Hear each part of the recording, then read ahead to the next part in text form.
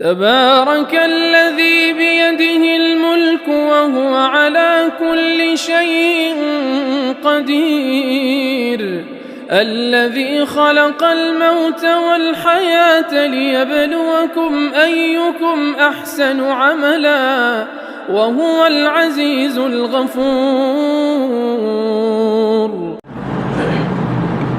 والصلاة والسلام على خاتم الأنبياء والمرسلين محمد بن عبد اللہ الامین وعلى آلہ وصحبہ اجمعین، اما بعد.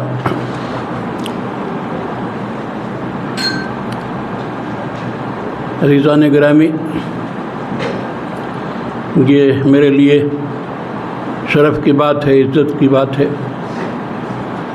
کہ مجھے آپ حضرات سے ملاقات کا موقع مل رہا ہے. آپ حضرات جو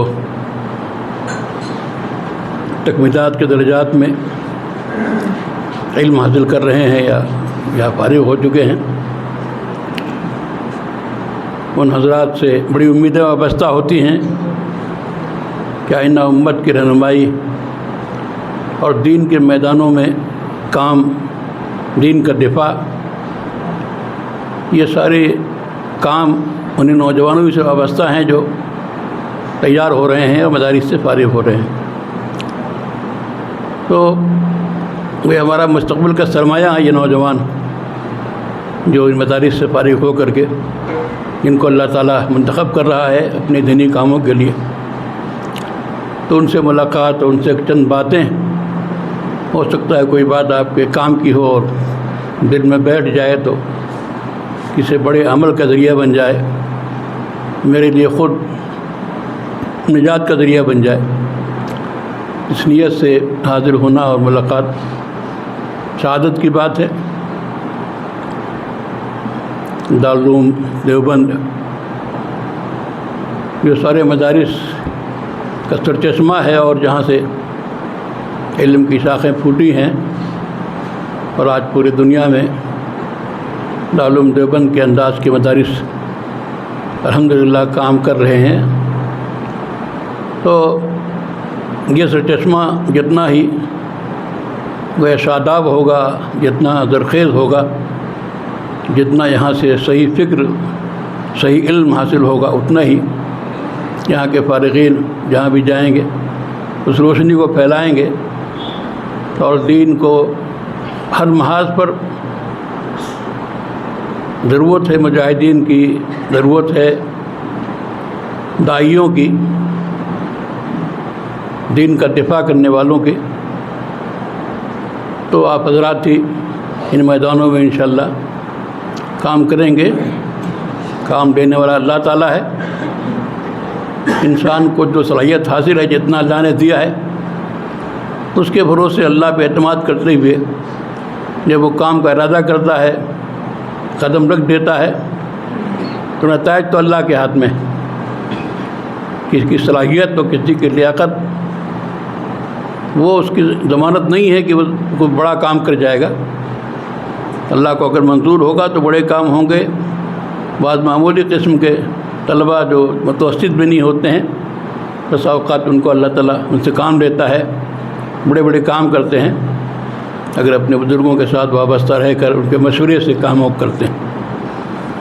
تو یہ آپ حضرات جس ادارے میں تعلیم حاصل کر رہے ہیں، تربیت پا رہے ہیں، یہ ہمارے بزرگوں کا ادارہ ہے، اور یہاں جو کچھ بھی آپ سیکھ لیں گے اور جن موضوعات پہ آپ کا ذہن صاف ہو جائے گا، واضح ہو جائے گا، اس سے انشاءاللہ آپ کو آئندہ کام میں سہولت ہوگی.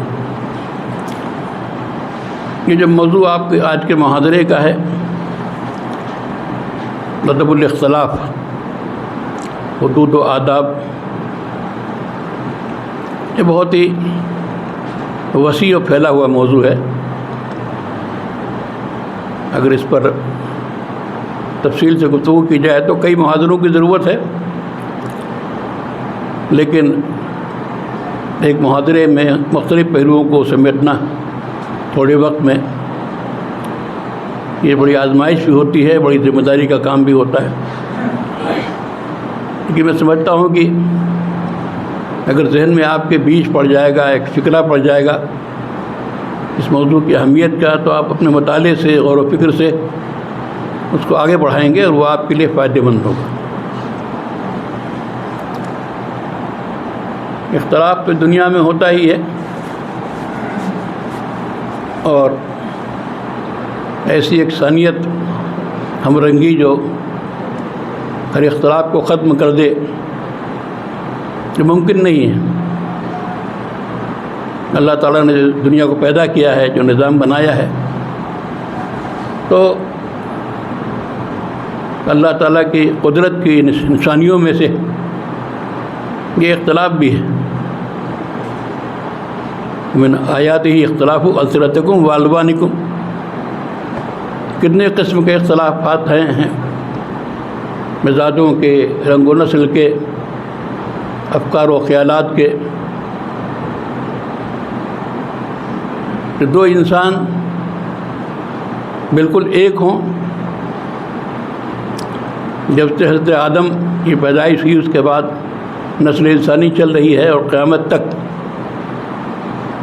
یہ اللہ کا سانچہ ہے، اللہ کی قدرت ہے کہ کوئی بھی دو انسان مکمل ایک نہیں ہو سکتے ہیں، نہ صورت میں اور نہ فکر و خیال میں۔ ہر ایک کے لیے الگ سانچہ اللہ نے بنایا، الگ انداز سے ہر آدمی سوچتا ہے، الگ اس کی حیثیت ہوتی ہے، ایک مستقل اس کا وجود ہے، اس کا فکر ہے۔ تو آپ کسی باغ میں جاتے ہیں، آپ ہر رنگ کے پھول وہاں نظر آتے ہیں، ایسی رنگا رنگی سے گویا زینت ہے، اچھا لگتا ہے۔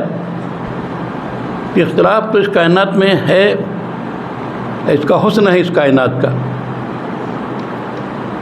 تو ہر میدان میں، ہر معاملے میں آپ کو یہ چیز نظر آئے گی، لیکن یہ طے کرنا کہ کون سا اختلاف پسندیدہ ہے، کون ناپسندیدہ ہے۔ ایک اختلاف تو وہ ہے جو اللہ تعالیٰ نے پیدا کیا، اس اختلاف کو کوئی ختم نہیں کر سکتا ہے۔ مختلف بولیاں، مختلف زبانیں، مختلف تہذیب، مختلف طرح کی مصنوعات جو اللہ نے بنائی ہیں، چاہے وہ درخت ہوں، چاہے وہ پہاڑیاں ہوں، چاہے وہ کھیت ہوں، تو اللہ نے جس طرح اس کو بنایا ہے، الگ الگ اس کو ہر ایک کی خصوصیت ہے۔ وہ اختلاف تو رہے گا، اس اختلاف میں حسن ہے اور دنیا کی خوبصورتی ہے اس میں۔ اسی طرح اللہ تعالیٰ نے جو انسانوں کو بنایا ہے، ہر ایک انسان کا الگ وجود ہے، یہ اللہ کی حکمت کے تحت ہے، اور بہت سے مسائل ہیں۔ مگر دو انسان، چند انسان بالکل ایک طرح ہونے لگیں تو بڑے مسائل پیدا ہوں گے، شناخت کے مسائل پیدا ہوں گے، اور بہت سے قانونی اور شرعی مسائل پیدا ہوں گے۔ تو یہ اختلاف ظاہر جو اللہ کا پیدا کیا ہوا ہے، یہ تو اختلاف حسن کی بات ہے، دنیا میں کامیابی کی بات ہے، اور دنیا کے اس کی بات ہے۔ اس کو ختم کرنے کی کوشش کرنا جو گویا پاگل پنا ہے۔ یہ جو دنیا میں ہم رہتے ہیں، دنیا میں بہت سے مذاہب ہیں، مختلف مذاہب ہیں۔ اللہ تعالیٰ نے انبیاء کرام کو بھیجا، رسولوں کو بھیجا، اور بہت سے انسانوں نے خود مذاہب ایجاد کیے، فکر و فلسفے۔ مختلف مذاہب یہاں دنیا میں پائے جاتے ہیں، اور زمانے سے یہ مذاہب کا اختلاف یہ بھی ایک حقیقت ہے۔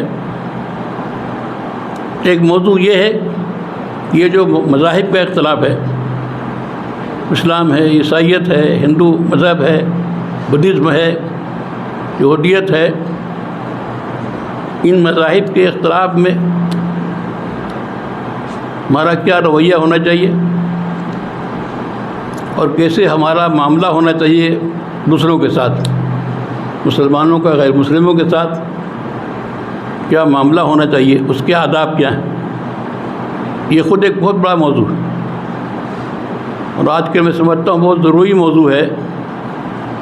موجودہ حالات میں جبکہ غلط فہمیاں پیدا کی جا رہی ہیں اور طرح طرح کے پروپیگنڈے پھیلائے جا رہے ہیں، ان حالات میں خاص طور سے دوسرے مذاہب والوں کے ساتھ ہمارا برتاؤ کیا ہو زندگی کے ہر میدان میں. تو یہ بڑا موضوع ہے اور اس پر بار بار گفتگو ہونی چاہیے. اور میں سمجھتا ہوں کہ جو ہمارے فضلاء اگر اس بارے میں باشعور ہوں گے، ان کو واقفیت ہوگی کہ ہمیں اس ملک میں جہاں مختلف تہذیبیں ہیں، مختلف مذاہب ہیں، مختلف فلسفے ہیں اور ہر ایک کے داعی ہیں، تحریکیں ہیں، تو دوسروں کے تئیں ہمارا کیا رویہ ہونا چاہیے. جو اختلاف مذہب ہے، اختلاف مذہب کی صورت میں گویا ہمیں کس انداز سے کام کرنا ہے، کیسے گویا ان پر اثر انداز ہونا ہے، ان کو صحیح راستے پہ لانا ہے، ان کے دلوں میں جو نفرت ہے اس کو نکالنا ہے، جو شکوک و شبہات ہے اس کو دور کرنا ہے.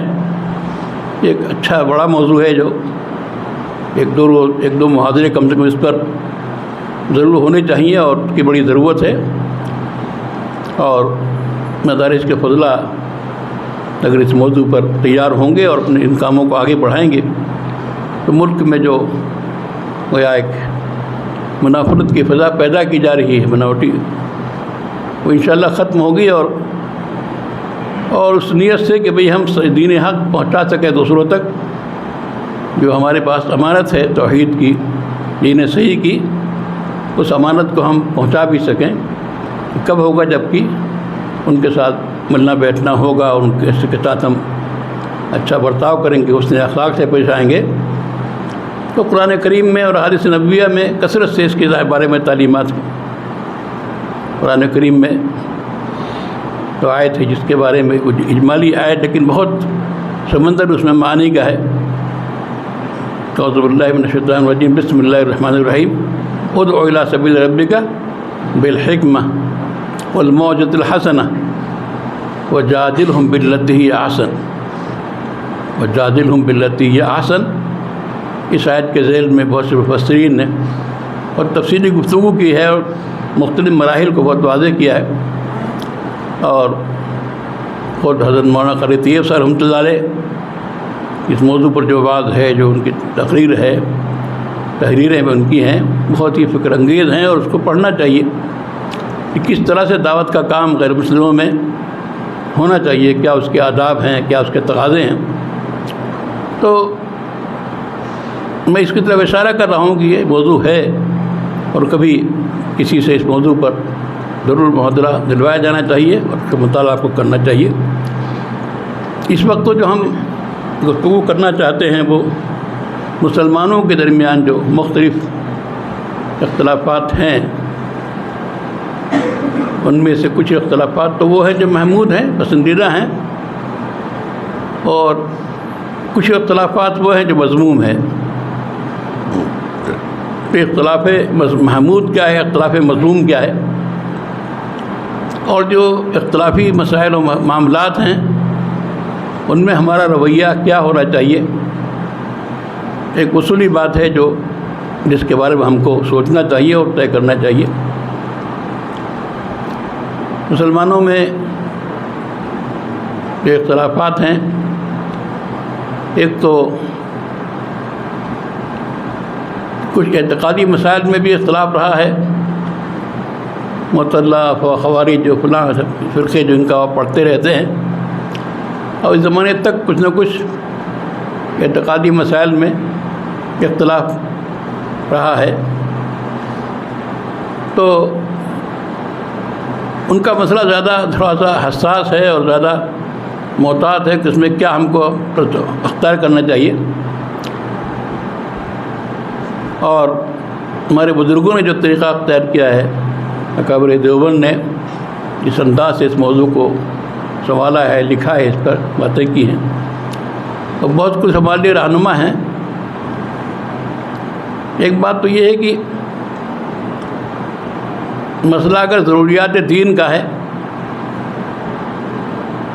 دین کی وہ باتیں جو دین کی بدیہیات میں سے ہیں اور جن کا دین میں شامل ہونا گویا طے شدہ ہے، متفق علیہ ہے، تو اس کا انکار کرنے سے تو آدمی دائرہ اسلام سے خارج ہو جاتا ہے. ایسے آدمی کے بارے میں آپ افہام و تفہیم کریں گے، سمجھائیں گے، قائل کریں گے کہ وہ پھر دائرے میں آ جائے۔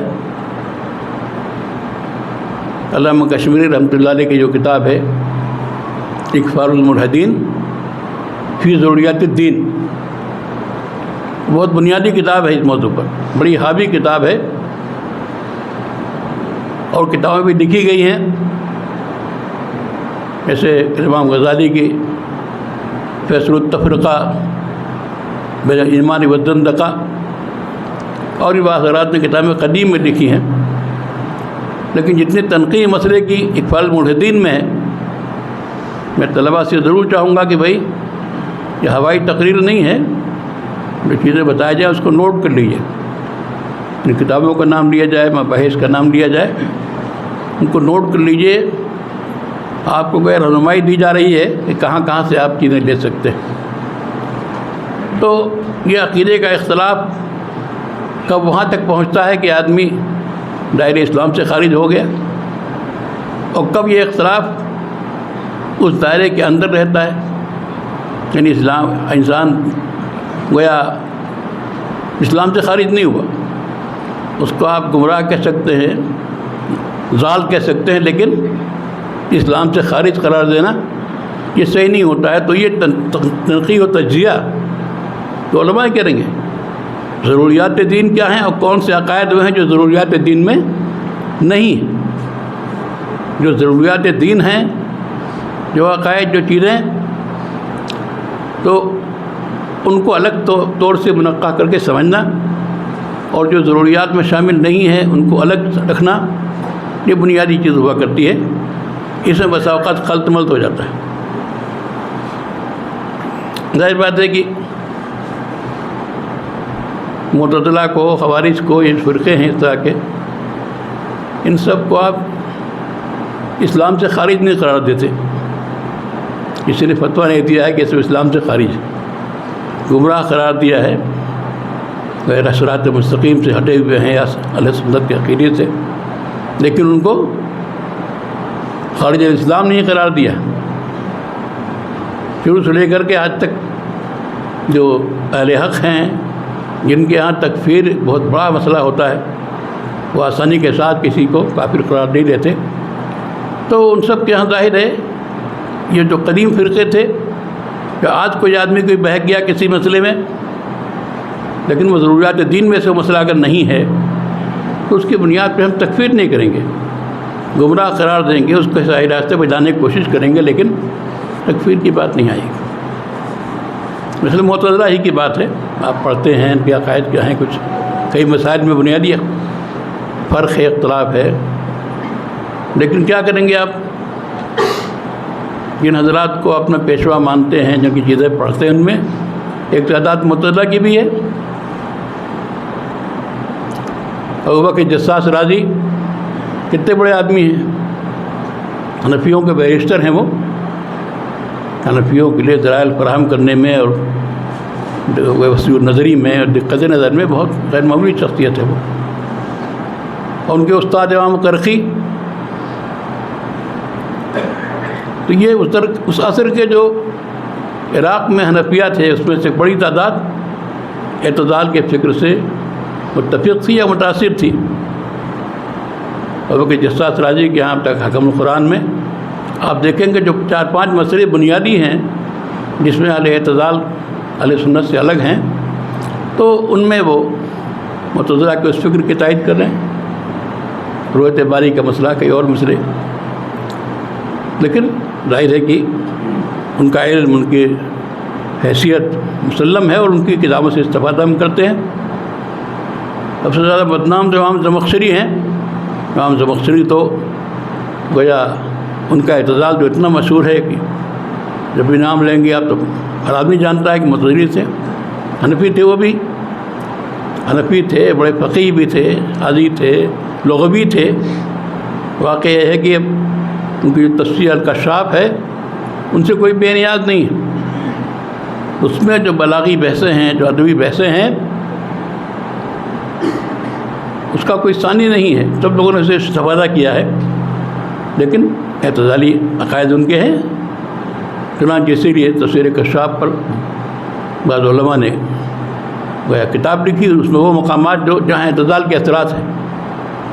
ابن منیر نے الانتصاب کے نام سے پوری کتاب لکھی ہے جو گویا شائع ہو گئی ہے. تو اس لیے ایک بات تو طے ہے کہ عقیدے کے اختلاف کی صورت میں بھی یہ فرق کرنا پڑے گا کہ وہ اختلاف اس درجے کا ہے کہ اس کو ہم کافر قرار دیں یا اس درجے کا نہیں ہے. بہت سے بہت ہم اس کو گمراہ قرار دیں گے.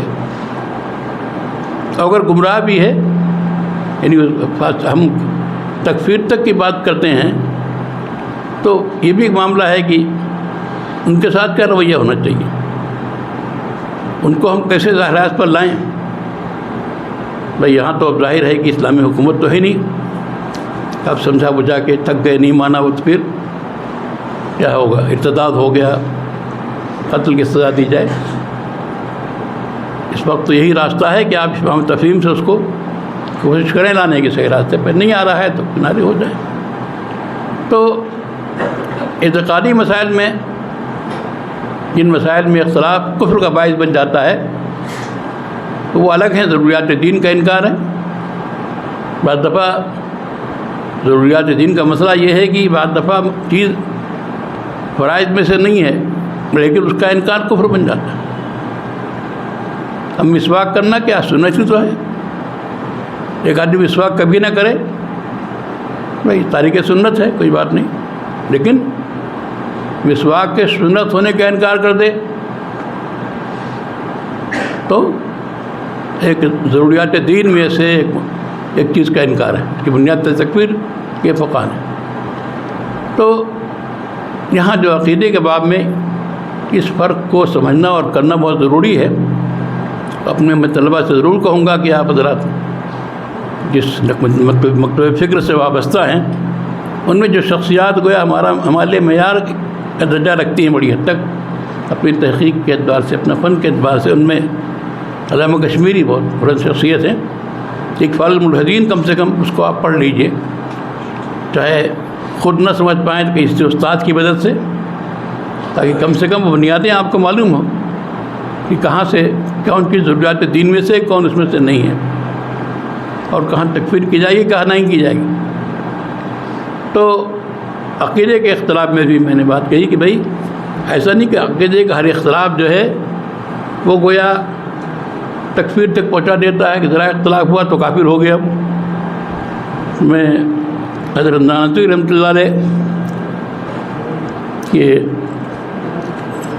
آپ بیٹھے ہوئے ہیں اس ادارے میں، حضرت نانوتوی رحمۃ اللہ علیہ کے خانوادے نے جو قائم کیا ہے اور نظرات کی کوشش ہے. تو ان کی بات چیزیں میں آپ کے سامنے اسی مناسبت سے پیش کرنا چاہتا ہوں. حضرت نانوتوی رحمۃ اللہ علیہ کی اصل میں پوری جو زندگی گزری ہے اسلام کے دفاع میں. جو خطرات درپیش تھے، آریہ سماج کا خطرہ تھا، ادھر جو ہے عیسائی پادریوں کا حملہ تھا، اس طرح کے جو حملے اسلام پر باہر سے ہو رہے تھے ان کے دفاع میں ان کی زندگی صرف ہوئی. زیادہ تر ان کی تقریریں اور تحریریں اسی موضوع پر رہیں، اور مناظر شاہجہاں پور، مناظر روڑکی، کہاں سب پوری کوششیں. یہ بہت ضروری ہے کہ جو جس ادارے کی جو بانی ہے یا جس فکر کا بانی جو شخص ہے اس کے افکار سے واقف آپ کو ضرور ہونا چاہیے کہ دیوبند میں رہتے ہوئے یا پڑھتے ہوئے مولانا قاسم نانوتوی کو نہ ہم پڑھ سکیں، ان کے افکار کو، ان کی چیزوں کو. یہ بڑی اس کی بات ہے، خزانے کی بات ہے. تو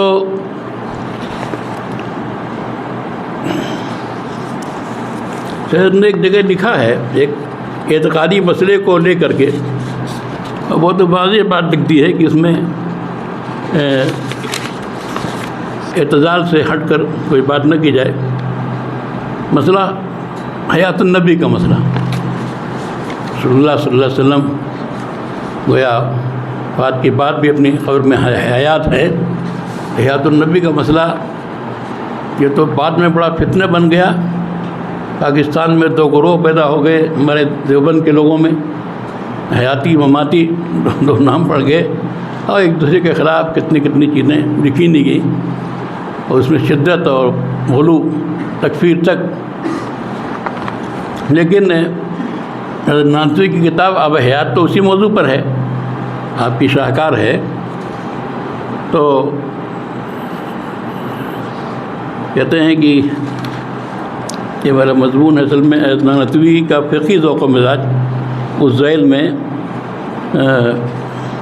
نے لکھا ہے کہ امام نانوتوی کا مذکورہ بڑا طرز عمل صرف فقہی مسائل کے بارے میں نہیں تھا، بلکہ بعض ایسے مسائل جن کا تعلق کسی نہ کسی درجے میں اعتقادیات سے ہے، ان کے بارے میں بھی اپنی یہی روش بیان فرماتے ہیں. نبی اکرم صلی اللہ علیہ وسلم کی جسم ناسوتی کے ساتھ اپنے قبر اطہر میں زندہ ہیں یا نہیں، یہ دور قدیم سے بڑا مرکز العرا مسئلہ رہا ہے. اس مسئلے کو حیات النبی کے عنوان سے جانا جاتا ہے. مولانا نانوتوی نے اس مسئلے پہ آب حیات جیسی فکر انگیز ایمان افروز کتاب تصنیف فرمائی ہے، لیکن وہ حیات النبی کے عقیدے کو ضروریات دین میں شامل نہیں سمجھتے. ضروریات دین میں شامل نہیں سمجھتے، اس لیے اس کے بارے میں زیادہ بحث و اصرار کو پسند نہیں فرماتے. حیات النبی کے موضوع پر اپنے ایک مکتوب کے آخر میں رقم تراز ہیں. زیادہ کیا عرض کروں، ہاں اتنا عرض کیے دیتا ہوں کہ گو عقیدہ یہی ہے، اور میں جانتا ہوں انشاءاللہ اللہ تعالیٰ ایسا ہی رہے گا، مگر اس عقیدے کو عقائد ضروریہ میں سے نہیں سمجھتا. اس عقیدے کو عقائد ضروریہ میں سے نہیں سمجھتا. نہ تعلیم ایسی باتوں کی کرتا ہوں، نہ منکروں سے دست و گریباں ہوتا ہوں. خود کسی سے کہتا نہیں پھرتا. کوئی پوچھتا ہے اور اندیشے فساد نہیں ہوتا ہے. کوئی پوچھتا ہے اور اندیشے فساد نہیں ہوتا ہے تو اظہار میں دریغ بھی نہیں کرتا. آپ بھی اس امر کو ملحوظ رکھیں تو بہتر ہے. اس کو باقاعدہ موضوع بنا کر اس کی دعوت دینا اور اس کے در پہ ہو جانا یہ ٹھیک نہیں ہے. تو ایسا عقیدہ نہیں ہے کہ اس کے لیے ہم وہ کریں. تو عقائد میں بھی یہ فرق ہم کو جاننا پڑے گا کہ بھی کون سے عقائد ایسے ہیں جو وہ ضروریات دین میں سے ہے، کون ان میں سے نہیں ہے. اور یہ فرق کرنا اس لیے ضروری ہوگا کہ جب مسئلہ اس کا آئے گا کہ بھائی آدمی اسلام کے دائرے میں ہے کہ نہیں ہے، تو یہ بہت بنیادی چیز ہوگی جس کو آپ کو سمجھنا پڑے گا. تو اقفال الملحدین علامہ کشمیری کی سلسلے میں بہت اہم چیز ہے. اس کو مولانا مفتی شفیع صاحب رحمۃ اللہ علیہ نے اپنے انداز میں ایک رسالے میں اس کا کوئی خلاصہ بھی کرنے کی کوشش کی ہے. لیکن میں تو سمجھتا ہوں کہ ہمارے علماء کو اصل چیزوں کو پڑھنا چاہیے. مفتی صاحب کی چیز بھی پڑھیں، لیکن علامہ کشمیری کا رسالہ ضرور اپنے سامنے رکھیں. تو عقائد کے تعلق سے جو مسائل پیدا ہوئے، اور ظاہر ہے کہ وہاں جو ضروریات دین میں سے نہ بھی ہوں، تب بھی جو عقیدہ ہمارا صحیح ہے، اس عقیدے کا مطالعہ صحیح، اس کے دلائل کی فراہمی ہمارے لیے ضروری ہے. اور بڑی صلاحیتیں موجود ہیں. بہت سے وہ عقائد جو ضروریات میں سے نہیں ہیں، ان میں سے بعض دور صحابہ سے اختلافی چلے آ رہے ہیں. تو اس میں اہل سنت نے جس کو اختیار کیا ہے وہ اپنی جگہ پہ ہے، لیکن دوسرا عقیدہ جن لوگوں کا ہے ان کے بارے میں تکفیر کا رویہ کبھی ان حضرات کا نہیں رہا ہے. اور اس سے آگے ہٹ کے جو ہم عقائد سے ہٹ کر اعمال فرعیہ پر آتے ہیں، گویا احکام پر آتے ہیں، تو یہ مسئلہ بہت ہی اہمیت کا ہے کہ خاص طور سے میں کہہ دوں کہ جو ائمہ اربعہ کے درمیان جن مسائل میں اختلاف ہوتا ہے وہ عقیدے کا اختلاف نہیں ہے. یہ اختلاف اجتہادی مسائل میں، مسائل مجتہد فیہا، جہاں اجتہاد کا عمل دخل ہے. تو اس کی تھوڑی توضیح کرنی پڑے گی تاکہ اس کی حدود کو ہم سمجھیں اور ان کے بارے میں جو طرز عمل ہمارا ہونا چاہیے اس سے ہم واقف ہوں اور اسی انداز سے ہم چلیں. یہ جو مسئلہ ہے اصل میں ادب الاختلاف کا، وہ جڑا ہوا ہے اتحاد امت سے. قرآن کریم میں، حدیث نبویہ میں تو یہ بار بار تاکید کی گئی ہے کہ مسلمان کا بھائی ہے. مسلمانوں میں اتحاد ہونا چاہیے، محبت ہونی چاہیے، تعلق اور دوسرے کی ہمدردی ایک دوسرے کے دکھ درد میں شریک ہونا، خوشی میں شریک ہونا. تو ایمان کے رشتے کی بنیاد پر آپس میں محبت اور آپس میں گویا اس طرح سے ہونا کہ ہمیں سیدھا پلائی ہوئی دیوار کی طرح ہوں، اور ہمارا اتحاد گویا ایک اس امت کے لیے تحفظ کا ذریعہ بنے. یہ چیز ایسی ہے جس کے لیے دلال کی ضرورت نہیں ہے، اور بے شمار آیتیں ہیں، حدیثیں ہیں جس میں امت مسلمہ کو اس پر گویا آمادہ کیا گیا ہے اور اس کے فضائل بیان کیے گئے ہیں کہ ایمان کی بنیاد پر، دین کی بنیاد پر محبت ایک دوسرے کے کام آنا، ایک دوسرے کی مصیبتوں میں اس کی گویا ضروریات کو پورا کرنا، کھڑا ہو جانا. تو یہ سب چیزیں ایسی متواتر ہیں اور کثرت سے کتاب و سنت میں ہیں کہ اس حوالے سے چیزوں کو دہرانا زیادہ وقت اس میں لگے گا. میں اس گفتگو کو آگے بڑھانے سے پہلے یہ بات ضروری سمجھتا ہوں کہ 2-3 کتابیں جو بہت اس موضوع میں بڑی اہم و فکر انگیز ہیں اور جن کا مطالعہ آپ کو کرنا چاہیے، جس سے اس موضوع کی جو افق کھلیں گے اور یہ موضوع کس حد تک کہاں تک پہنچتا ہے اس سے آپ روشناس ہوں گے. تو 2-3 کتابیں میں نے اس سے استفادہ کیا اور میں چاہتا ہوں کہ آپ حضرات بھی ان کتابوں کو پڑھیں. اب تو ظاہر ہے کہ یہ کتابیں چھپتی ہیں، مکتبات میں ہیں، وہ ہیں، لیکن آج آسانی یہ ہو گئی ہے کہ انٹرنیٹ سے بھی آپ ڈاؤن لوڈ کر سکتے ہیں جو چیزیں وہاں موجود ہیں. تو ان کتابوں کو اگر آپ پڑھ لیں گے تو انشاءاللہ آپ کا ذہن بالکل ہی اس موضوع پر منقع ہوگا اور اس کے جو پہلو مختلف غیر واضح ہیں اب یہ آپ کے لیے وہ آپ کے سامنے واضح ہو جائیں گے. ان کتابوں کا نام آپ نوٹ کر لیں، ممکن ہے کہ بعد میں اس کا موقع نہ ہو. ایک کتاب تو شیخ عوامہ کی ہے، شیخ عوامہ سے واقف ہوں گے، ابھی حیات ہیں الحمدللہ.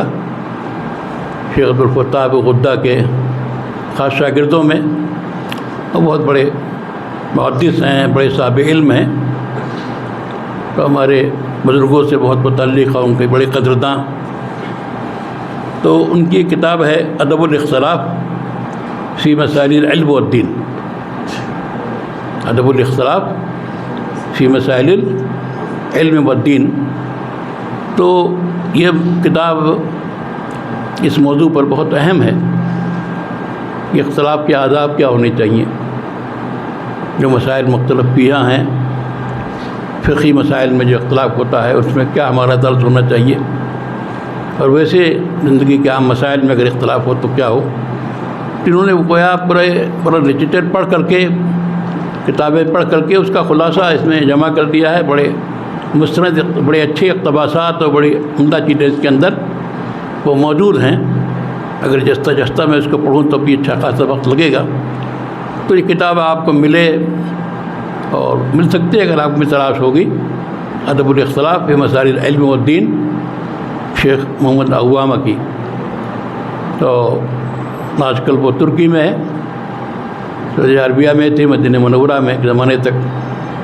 ان کو مسائل پیش آئے، پھر مجبوراً انہوں نے استنبول میں قیام کا فیصلہ کیا. وہیں پر ہیں ماشاءاللہ، اور بہت ہی صاحب علم ہے. تو یہ کتاب اہمیت کے حامل ہے. دوسری کتاب ہے ایک، وہ بڑے عرب عالم ہیں، شیخ طٰہٰ جابر علوانی. انہوں نے بہت سے علمی کام کیے ہیں. امام رازی کی جو کتاب اصول فقہ میں ہے المحصول کو انہوں نے ایڈٹ کیا ہے 7-8 جلدوں میں، بہت موسوعہ ہے وہ. امام رازی کے نام تو سنا ہے نا، تفسیر کبیر ان کی ہے. تو انہی کی اصول فقہ میں کتاب ہے المحصول کے نام سے. تو اس کو ایڈٹ کیا ہے شیخ طٰہٰ جابر علوانی نے. تو ان کا یہ رسالہ ہے جس کا نام ہی ہے ادب الاختلاف فی الاسلام. ادب الاختلاف فی الاسلام. اسلام میں اختلاف کے آداب کیا ہیں، یہ حدود کیا ہیں، آداب کیا ہیں. یہ رسالہ بھی مل جائے گا آپ کو، نیٹ پہ آپ تلاش کریں گے یا کہیں بھی ہو. تو تیسرا ایک رسالہ جو بنگلہ دیش کے ایک عالم کی لکھی ہوئی کتاب ہے، پتہ نہیں یہاں چھپی کہ نہیں چھپی، اردو میں ہے، چھپ جانا چاہیے، بہت اہم کتاب ہے، وحدت امت اور اتباع سنت، وحدت امت اور اتباع سنت۔ بعض دفعہ کیا ہوتا ہے، اتباع سنت کے نام پر یہ اتحاد پارا کیا جاتا ہے، اتباع سنت کے نام پر جو وحدت ہے امت کی، وہ پارا کی جاتی ہے۔ تو انہوں نے اس کا جائزہ لیا ہے، وحدت امت اور اتباع سنت، اختلاف کے باوجود الفت و محبت اور اتباع سنت کی دعوت میں اتباع سنت۔ تو مولانا عبد المالک صاحب ہیں، ڈھاکہ میں ہیں، ڈھاکہ میں ان کا ادارہ ہے برکت الدعوہ الاسلامیہ، حضرت مولانا تقی عثمانی کے خاص شاگردوں میں ہیں اور بہت معتدل فکر کے آدمی ہیں۔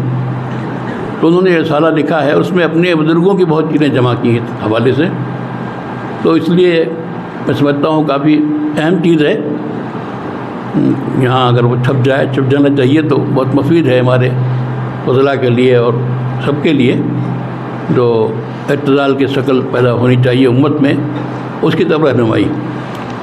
یہ 3 کتابیں خاص طور سے، اور کتابیں بہت ساری ہیں لیکن میں نے کتابیں اس لیے لکھا دی ہیں آپ کو، اس کو نوٹ کر لیجئے کہ اللہ آپ کو موقع دے، کتاب دستیاب ہے، اس کو ضرور پڑھ لیجئے، اس میں بہت سارے فوائد ہیں۔ تو اب مسئلہ رہ جاتا ہے جو اجتہادی مسائل ہیں، جس کو آپ گویا فقہ اسلامی کا نام دیتے ہیں، اس کا بڑا حصہ وہی ہے جو اجتہادی مسائل ہیں، اور جس میں ائمہ کا اختلاف ہوا ہے، خاص طور سے ائمہ اربعہ کی فقہ ہے اور بھی فقہ ہیں۔ تو ان میں کیا ہمارا رویہ ہونا چاہیے، کیا طرز عمل ہونا چاہیے؟ تو پہلی بات تو یہ کہ ہمیں یہ معلوم ہونا چاہیے کہ بھئی کون سے موضوعات و مسائل اجتہادی ہیں، کون اجتہادی نہیں، کون سے منصوص ہیں، کون سے غیر منصوص ہیں۔ اس کے سمجھنے میں بھی بہت فرق ہوتا ہے، حالانکہ کہ اصول فقہ ہم پڑھتے ہیں، اگر غور سے پڑھیں اس میں تو اس میں اس کی تمیز کی جاتی ہے، نشاندہی کی جاتی ہے۔ تو ظاہر ہے کہ دین کے وہ مسائل جو نصوص قطعیہ سے ثابت ہیں، قرآن کریم کی آیات یا حدیث متواترہ، اور ساتھ ساتھ وہ دلالت کے اعتبار سے بھی قطعی ہیں، ثبوت کے اعتبار سے بھی قطعی ہیں اور دلالت کے اعتبار سے بھی قطعی ہیں، ایک سے زیادہ معنی کا اس میں کوئی گنجائش نہیں ہے۔ انہی مسائل کو آپ مسائل منصوصہ کہتے ہیں، اس میں اختلاف کی گنجائش نہیں نہ ہے۔ اس طرح کے مسائل جہاں حدیث متواترہ سے جو قطعی الدلالہ ہوں یا آیات سے جو قطعی الدلالہ ہوں، جو مفہوم پر جو مسائل ثابت ہوتے ہیں، ان مسائل میں اہل حق میں ائمہ اربعہ میں جتنے بھی فقہا ہیں کوئی اختلاف نہیں۔ اور یہ بھی آپ ایک پہلو ہے مسئلے کا، یہ بڑا پروپیگنڈا ہوتا ہے کہ بڑا اختلاف مسلمانوں میں، ہر چیز میں اختلاف ہے، یہ ہے وہ ہے، اور اس ایک ماحول بنا کر کے پھر اختلاف فقہا کو اسی گویا انداز سے معیوب بنا کے پیش کیا جاتا ہے۔ اس میں چوکندہ رہنے کی ضرورت ہے، ہم کو یہ بات سمجھنا چاہیے اور اس کو پھیلانا چاہیے کہ اس امت میں جو مسائل متفق علیہ ہیں وہ زیادہ ہیں، متفق علیہ مسائل زیادہ ہیں۔ اگر آپ غور کریں گے نماز کے بارے میں، روزے کے بارے میں، عقائد چھوڑی اعمال کے بارے میں، تو زیادہ مسائل وہ ہیں جو متفق علیہ ہیں، اس پہ امت متحد ہے۔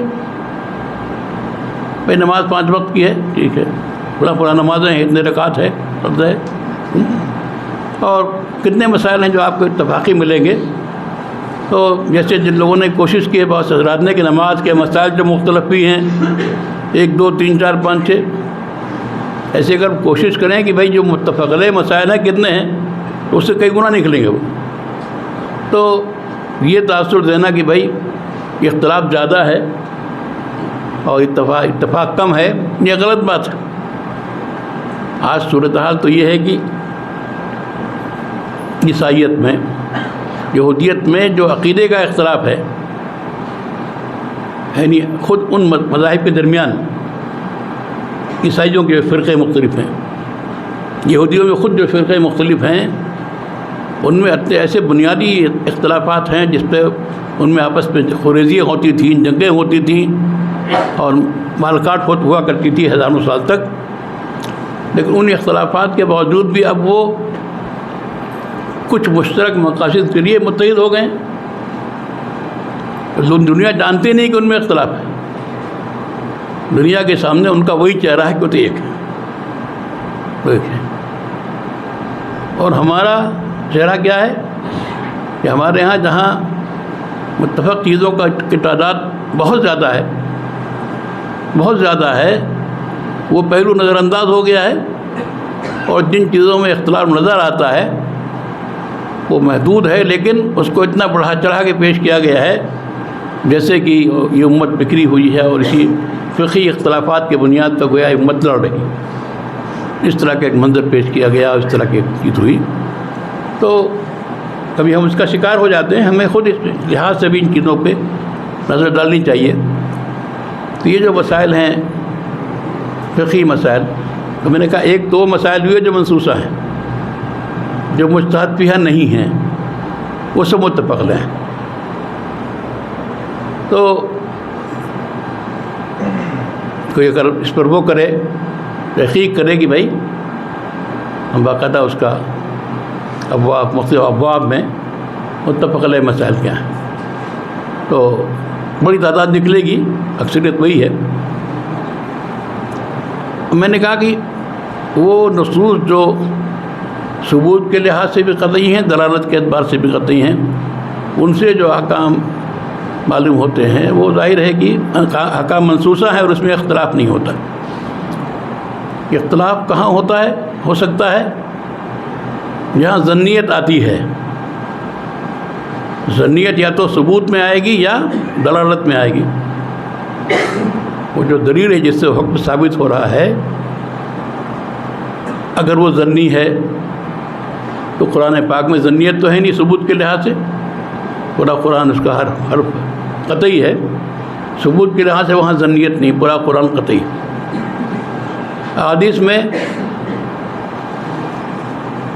بڑی تعداد ظنی ہیں جو اخبار احاد ہیں، اخبار متواترہ کی تعداد محدود ہے، اور اس کے بعد اخبار مشہورہ کو آپ نفیہ کہیں لے لیجیے تو بڑی تعداد تو ظنی ہے. اب جہاں پر ظنیت کسی بھی جہت سے آئے گی، یعنی چاہے ثبوت میں ظنیت آ جائے اور چاہے دلالت میں ظنیت آ جائے، تو وہ چیز اب منسوخ علیہ نہیں مانی جائے گی. نص موجود ہے، نص ہے، آیت ہے، حدیث ہے، لیکن اس کی حیثیت وہ نہیں ہے، اس لیے اب اس کو ہم مسائل منسوخہ میں نہیں کہیں گے. یہ بات ذہن میں رکھیے. تو قرآن کریم کی آیت ہے، ظاہر ہے کہ اس میں کوئی شک نہیں اس کے ثبوت کی قطعیت میں، لیکن اس کے دلالت میں قطعیت نہیں ہے، اس سے زیادہ معنی کا احتمال ہے. تو ظنیت آ گئی اور وہیں سے اختلاف شروع ہو گیا. قرآن کریم میں جہاں مطلقہ کے عدت کا ذکر ہے، قرآن میں لفظ استعمال ہو گیا ثلاثۃ قروء، لفظ قروء استعمال ہو گیا، تو ظاہر ہے کہ اس کے آیت تو قطعی ہے، لیکن لفظ قروء کا معنی کیا ہے کہ دونوں معنی میں استعمال ہے عربی زبان میں، طور کے لیے بھی آتا ہے اور حیض کے لیے بھی آتا ہے. صحابہ کرام کے دور سے پھر ہر دور میں دونوں رجحان پائے گئے. کچھ حضرات نے اس سے طور مراد لیا، کچھ حضرات نے اس سے حیض مراد لیا. تو حالانکہ قرآن کریم سے ایک چیز ثابت ہو رہی ہے، لیکن جو کہ اس میں دلالت کے اعتبار سے قطعیت نہیں ہے تو مسئلہ کیا ہو گیا؟ مجتہد فی ہو گیا، اجتہادی مسئلہ ہو گیا، دو رائے پیدا ہو گئی۔ تو یہ بات میں عرض کر دوں کہ یہ نقطے کی بات ہے کہ بعض دفعہ لوگ کہتے ہیں کہ بھائی ٹھیک ہے وہ اختلاف ہو گیا، اس وقت جو ہے حدیث مدور نہیں تھی، مجموعے تیار نہیں تھے، حدیثیں بعض کو پہنچی بعض کو نہ پہنچی، اختلاف ہو گیا فلاں ہو گیا۔ تو ایسی کوشش کیوں نہیں کی جائے کہ اختلاف ختم ہو جائے، ایک فقہ مرتب کر دیں ہم سارے علماء بیٹھ کر کے۔ ہاں ایک زمانے سے بھی ایک دعوت چل رہی ہے۔ تو ایک بار ایک سفر میں عالم عرب میں ریاضی کی بات ہے غالباً، جو علماء تھے اس فکر کے تھے، انہوں نے موضوع کو چھیڑا میرے سامنے۔ تو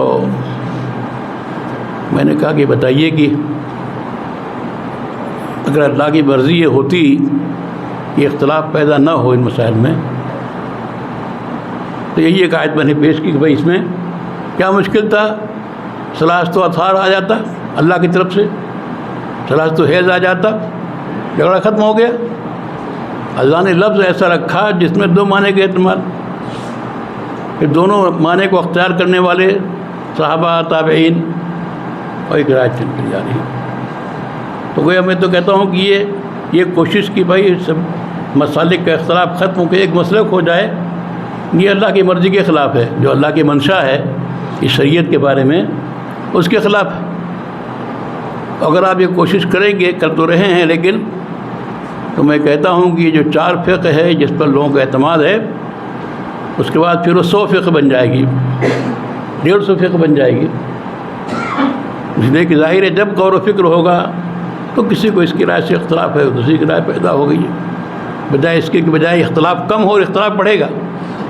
اس لیے جس کام میں کوئی فائدہ نہیں ہے، یہ ساری فقہ، سارے سرمایہ ہمارا سرمایہ ہے، سارے ائمہ کی فقہ یہ ہمارا اسلامی شریعت کا سرمایہ ہے، تو اس کا احترام اور اس سے استفادہ ضرورت کے وقت ضرورت اس کی ہے، یعنی کہ ہم خواہ وقت ضائع کریں، پھر محنت کریں اور پورے دنیا کے علماء کو جمع کرنے کی کوشش کریں۔ بھائی کتنے کو جمع کر پائیں گے ہم؟ جتنے کو جمع کر پائیں گے اس سے کئی گنا باقی رہیں گے جو جمع نہیں ہو پائیں گے، وہ دوسری رائے ان کی ہے۔ تو آپ کی ان تمام کوششیں کو اتحاد تو پیدا نہیں ہوگا۔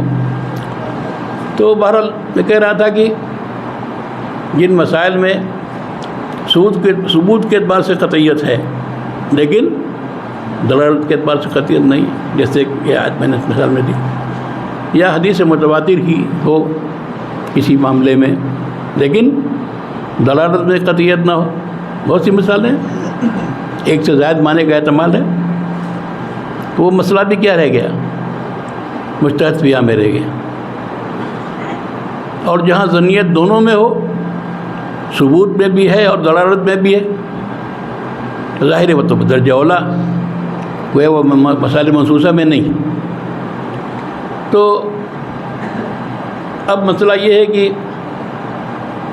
یہ جو 4 ائمہ اربعہ کی فقہ ہیں یا اور بھی ائمہ تھے جنہوں نے مسائل میں استنباط کیا، ان کا مذہب مدور نہیں ہو سکا، لیکن پائے کے لحاظ سے بلند تھے، وہ اس سے کم درجہ نہیں تھے، جیسے ابن سعد تھے مصر میں، امام اوزاعی تھے، یہ سب سفیان ثوری تھے، یہ سب بھی اپنے معاصرین سے کم نہیں تھے، اور اجتہاد کیا، مسائل میں استنباط کیا، لیکن ان کی فقہ مکمل مدون نہیں ہو سکی۔ ان کی آراء کا ذکر ملتا ہے مختلف جگہوں پر۔ تو ظاہر ہے کہ یہ جو سرمایہ ہے پورا فقہ اسلامی کا، وہ ہمارا سرمایہ ہے اور شریعت کا حصہ ہے۔ ائمہ اربعہ کی فقہ میں سے کسی فقہ کے بارے میں خدا نخواستہ اگر یہ تاثر ہو یا کسی فقہ والے اپنی فقہ کو محض شریعت سمجھیں، کہ فقہ مالکی والے سمجھیں کہ بھئی شریعت تو ہماری فقہ مالکی ہے، حنفی اور شافعی فلاں نہیں، یا شافعی سمجھیں کہ شریعت تو بس فقہ شافعی ہے، حنفی اور مالکی اور فلاں حنبلی یہ سب نہیں، یہ غلط بات ہے اور زیادتی کی بات ہے۔ ان سب کا سرچشمہ ایک ہے، کتاب و سنت ہی اصل ماخذ ہے مسائل کا، جیسے کہ واضح و بدیہی ہے۔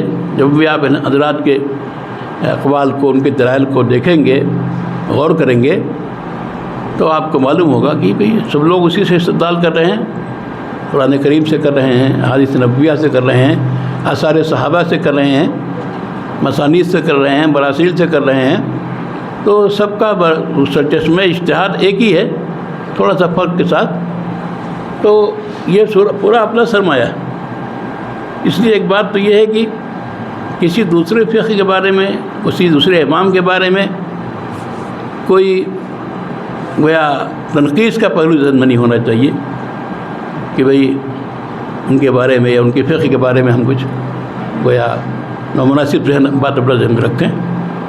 ٹھیک ہے، یہ تو متاخرین نے عوام کو اتباع ہوا سے روکنے کے لیے ائمہ اربعہ کی تقلید کو لازم قرار دیا کہ اگر ہم یہ چھوڑ دیں گے کہ بھائی ٹھیک ہے تم جاؤ اپنا دیکھو، بہت سارے قول ہیں، کسی کو لے لو، مذہب کیا ہوگا؟ ایک تماشا بن جائے گا. عوام کیا کریں گے؟ اتباع ہوا کریں گے، اتباع شریعت نہیں کریں گے. شریعت کے مقصد سے نہیں تلاش کر رہے ہیں، وہ تو اپنی آسانی بھائی کہیں مل جائے اس کو کر لیں.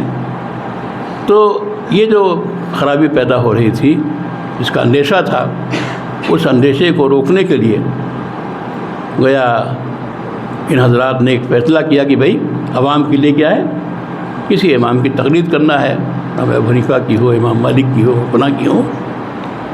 یہ گویا ایک شد ذریعہ کے طور پر یہ چیز ہے. لیکن جہاں تک ان چاروں فقہوں کے مذہب حق ہونے کی بات ہے، یہ تو سب کے ہاں مسلم ہے. اب اجتہادی مسائل میں جہاں اختلاف ہوتا ہے تو ایک بڑی تعداد تو وہ ہے جو کوئی اختلاف ہے ہی نہیں. دراصل وہ اختلاف نہیں، وہ تنوع ہے. وہ تنوع ہے. رسول اللہ صلی اللہ علیہ وسلم سے ایک ہی معاملے جو کئی چیزیں ثابت ہیں، یہ بھی ہیں، یہ بھی ہیں، یہ بھی ہے. رفع دین بھی آپ سے ثابت ہے، عدم رفع بھی آپ سے ثابت ہے، اور جتنے حامل بجیر بھی ثابت، حامل بجر بھی ثابت ہے. تو جہاں حدیثوں سے یہ بھی ثابت، یہ بھی ثابت، تو وہاں اختلاف نہیں ہے. یہ تنوع ہوا، یہ گنجائش ہوئی. ہاں کسی نے راجح سمجھ کر کسی کو اختیار کیا کہ بھائی، اور کسی نے کسی کو اختیار کیا. لیکن ان میں سے کسی کو آدمی باطل کہے یا اس کو خطا کہے، اس کی گنجائش بھی نہیں. خطا بھی نہیں کہہ سکتے. وہاں تعدد ہے. اور یہ بات بہت وضاحت سے سارے حضرات نے اصول فقہ میں لکھی ہے. اور کیا چیز میں دے رہا تھا،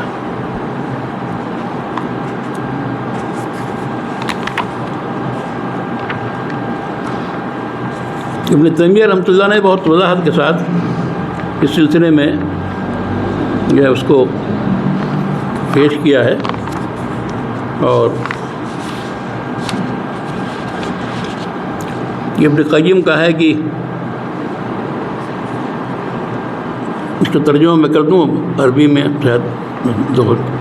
اس بارے میں ہمارا قاعدہ ہی بہترین قاعدہ ہے، وہ یہ ہے کہ عبادات میں وہ تمام اقوال و افعال جو کسی معتبر اثر میں آئے ہوں سب جائز ہیں. ان میں سے کوئی بھی عمل مکروہ نہیں ہے. جیسے صلاۃ الخوف کی مختلف صورتیں، اذان میں ترجیح کرنا اور نہ کرنا. اب ترجیح تو آپ جانتے ہی ہیں. اور اقامت کے کلمات کو ایک ایک دفعہ پڑھنا اور دو دفعہ پڑھنا. اسے تشہد، ثنا اور تعوذ کے مختلف الفاظ، مختلف قرأتیں، عید کی زائد تکبیریں، نماز جنازہ کے مختلف صورتیں، سجدہ سہو کے مختلف طریقے، دعائے قنوت کو رکوع سے پہلے اور بعد میں پڑھنا، اور ربنا لک الحمد واو کے بغیر یا ولک الحمد واو کے ساتھ پڑھنا. ان سب صورتوں میں ہم کہتے ہیں کہ سب صورتیں جائز و مشروع ہیں. ہاں کبھی کسی دلیل سے کسی طریقے کو افضل کہنا ہونا ثابت ہوتا ہے، لیکن بہرحال دوسرا مکروہ نہیں ہے، وہ بھی درست ہے. تو اس طرح کی صراحتیں سارے ائمہ کے یہاں ملتی ہیں، اور انہوں نے بہت وضاحت سے بات کہی ہے. تو پھر ایک تعداد گویا اختلافات کی وہ ہے، جو اس میں مسئلہ وہ نہیں کہ کون صواب ہے کون خطا ہے. مسئلہ یہ ہے کہ گویا سب جائز ہیں، تو پھر گنجائش ہے بہتر کون اس میں ہو سکتا ہے. کہیں بہتر کی بات ہو کہ وہ بھی نہیں ہوگی۔ حضور نے جب یہ بھی عمل کیا وہ بھی عمل کیا، کسی کے یہاں زیادہ اکثر آپ نے یہ کیا، کسی نے یہ کیا، تو وہ سب چیزیں سنت میں آئیں گی۔ اور اس سلسلے میں شاہ عبدالعزیز رحمۃ اللہ علیہ کا واقعہ، مولانا اسماعیل شیخ رحمۃ اللہ علیہ، ان پہ غلبہ تھا کہ لوگ جو ہے یہاں رفع دین نہیں کرتے، حدیث ثابت ہے، تو انہوں نے باقاعدہ اس کی دعوت شروع کر دی اور کتاب بھی لکھی انہوں نے۔ تو شاہ اسحاق صاحب ظاہر ہے ان کا سے وہ تھے کہ بھائی خام خواہ کا انتظار پیدا ہو رہا ہے لوگوں میں، تو شاہ عبدالعزیز صاحب رحمۃ اللہ علیہ کے پاس لوگ گئے کہ ایسا ہے کہ وہ مولانا اسماعیل شیخ جو نوجوان ہیں باقاعدہ ان چیزوں کی ترویج کر رہے ہیں اور باقاعدہ سے اختلاف پیدا ہو رہا ہے، تو انہوں نے کہا کہ ٹھیک ہے ان کو بلاؤ کہ جب بات کرتا ہوں۔ تو کہا آپ ایسا کیوں کر رہے ہیں؟ کہ یہ حیا ہے سنت کے لیے، سنت کا حیا رفع دین۔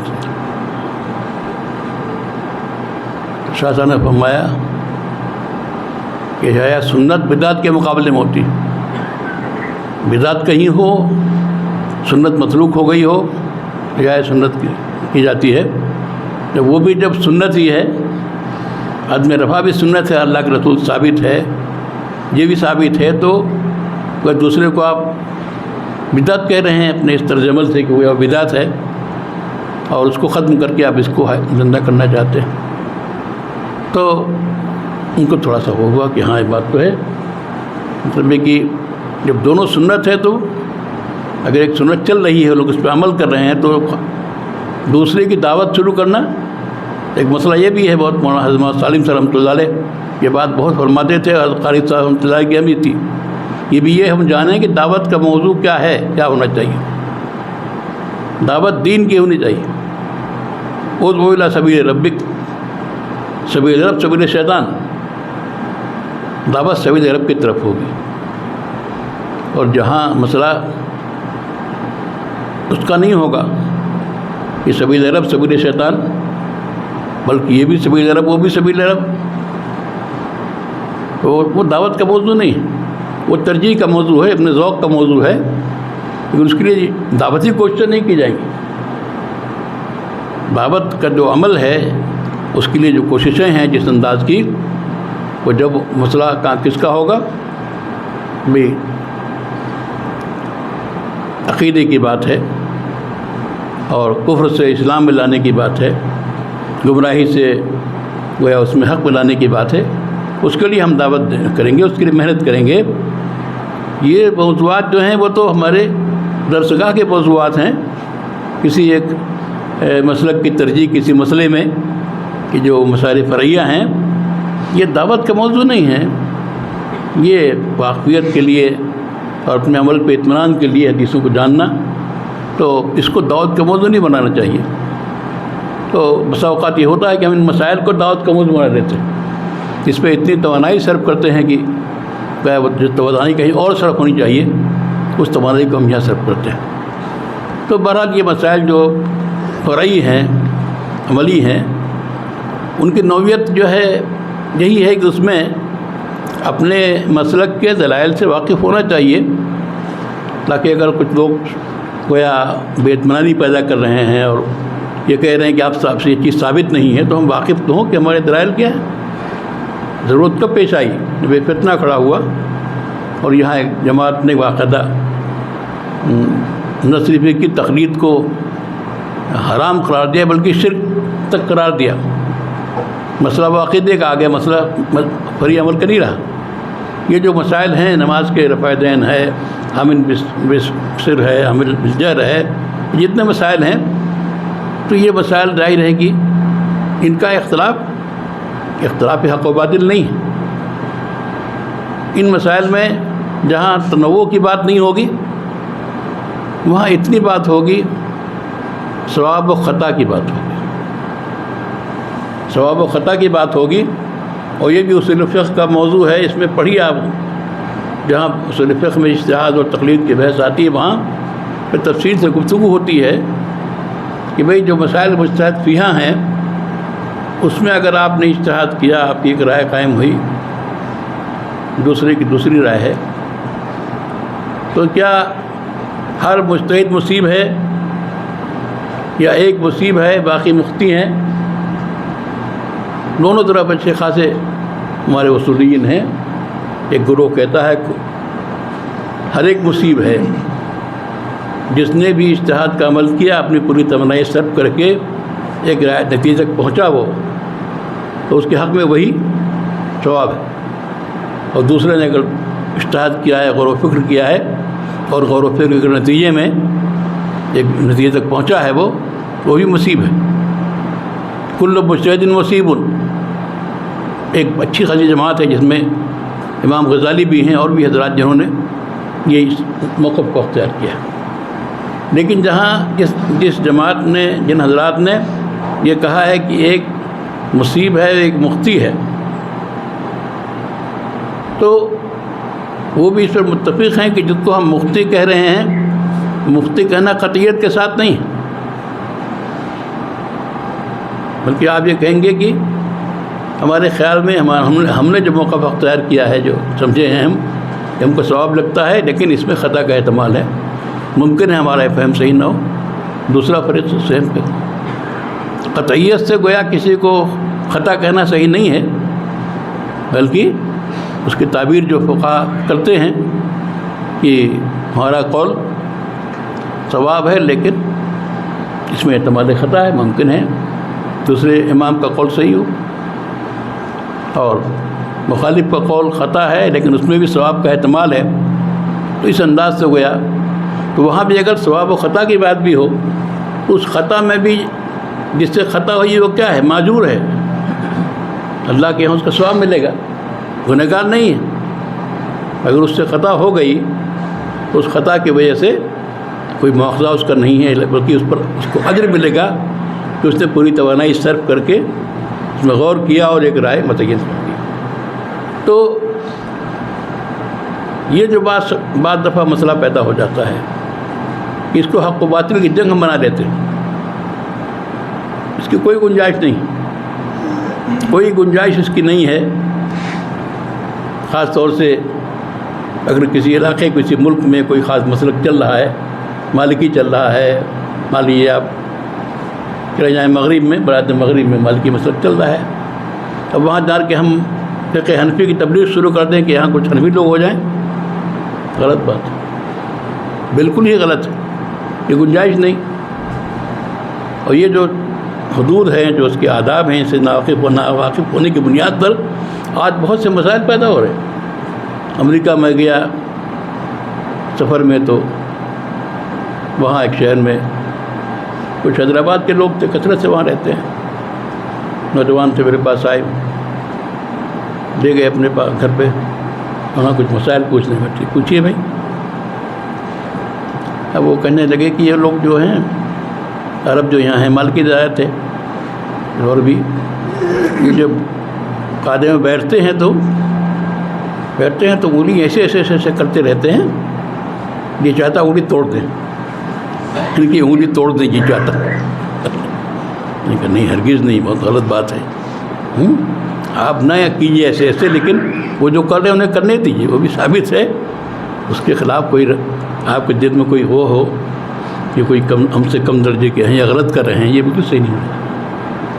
اب جہاں پر ظاہر ہے کہ مالکی بھی ہیں، حنفی بھی ہیں، شافعی بھی ہیں، اگر ان مسائل میں ہم الجھیں گے تو مسجدیں الگ ہوں گی.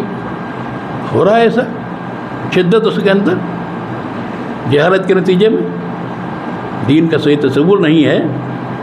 وہ کوئی آدمی مالکی ملک سے آیا تو سمجھتا ہے سبھی جو چیزیں ہم کر رہے ہیں وہی دین ہے، دوسرا دین نہیں ہے. کسی حنفی ملک سے کوئی آیا تو جو کرتا رہا ہے سمجھتا ہے یہی دین ہے، یہ لوگ جو کر رہے ہیں وہ دین نہیں ہے. ابھی پورا ایک مسئلہ پیدا. تو کوئی عوام کو بھی باخبر کرنا، علماء اگر باخبر نہیں ہوں گے، ان کے اندر یہ بات پیدا ہوگی کہ وہ اس کو گویا حق و باطل کی جنگ سمجھیں گے، تو ظاہر ہے ان مسائل کا گویا سنگین ہونا اور مسلمانوں کی صفوں میں انتشار پیدا ہونا ایک فطری بات ہے. اس میں کوئی وہ شک کی بات نہیں ہے. میں حضرت مولانا قاسم صاحب رحمۃ اللہ علیہ کی بات کا دینا چاہتا ہوں کہ میں نے طرز کیا کہ حضرت مولانا قاسم صاحب رحمۃ اللہ علیہ نے زیادہ تر جو کلامی مسائل تھے اس پر زیادہ کام کیا، اور اس وقت کا تقاضا تھا، اور واقعہ ہے کہ ان کی چیزوں کو جس طرح سے پیش کرنے کی ضرورت ہے اب تک اس میں ہم کامیاب نہیں ہوئے ہیں۔ کوششیں ہو رہی ہیں، الحمدللہ اکیڈمی قائم ہوئی ہو، موضوع پہ کام کر رہی ہے، تو بہت ہی کچھ چیزیں سامنے آ رہی ہیں۔ اب تک تو چیزیں دستیاب نہیں تھیں، بہت چیزیں چھپی ختم ہو گئی، لیکن بہرحال رفتہ رفتہ کام بڑھ رہا ہے۔ لیکن ان کے فکر کو جس طرح سے موجودہ عصر کے مطابق پیش کرنے کی ضرورت ہے، ابھی وہ کام باقی ہے۔ پتہ نہیں میں کیوں نہیں جانتا نہیں، مولانا اعظم صاحب بھی زندہ ہیں، اگر وہ اس کام کو کرتے تو شاید سب سے بہتر کرتے، لیکن ان کا خاص کیفیت میں اب اس کی صحت بھی شاید ایسی نہیں ہوگی، تو یہ کام حل ہونا چاہیے جو بھی کرے اس کو۔ تو فقہی موضوعات پر بہت کم حل کی تحریریں ہیں، لیکن جو ہیں وہ اس سلسلے میں ان کا جو موقف تھا وہ میں آپ کے سامنے رکھتا ہوں۔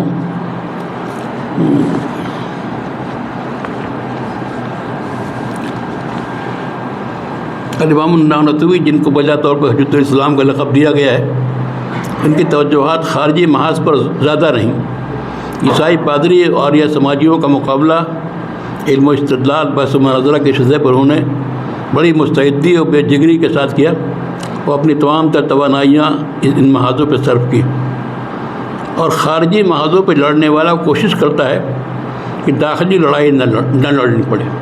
ایک فطری بات، جو خارجی محاذ پہ لڑ رہا ہے وہ چاہتا ہے کہ اندر، اس لیے امام النانوتوی مسلمانوں کے اندرونی اختلاف انتشار کے سخت مخالف تھے، اسے روکنے کی ہر ممکن کوشش کرتے تھے۔ رفع یدین، قرأت فاتحہ خلف الامام، آمین بالجہر وغیرہ کے بارے میں مقلدین اور غیر مقلدین کے جھگڑوں کی خبروں سے ان کے دل پر جو قیامت گزرتی تھی اس کا کچھ اندازہ ان کے بعد مکتوبات و تحریروں سے ہوتا ہے۔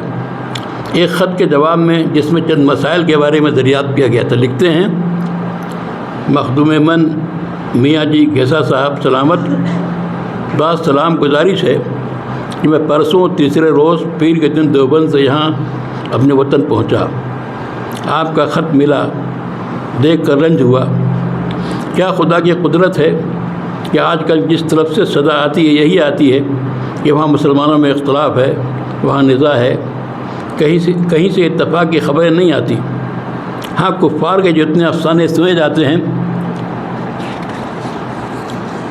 یوں اتفاق ہے، اس طرح اتحاد ہے کہ خیر وجود انا للہ و انا الیہ راجعون کے اور کیا کہیے۔ آپ کی خوشنودی خاطر منظور ہے، اس لیے جواب لکھتا ہوں، ورنہ ایسے جھگڑوں میں دخل دینا محض فضول سمجھتا ہوں۔ اس کے بعد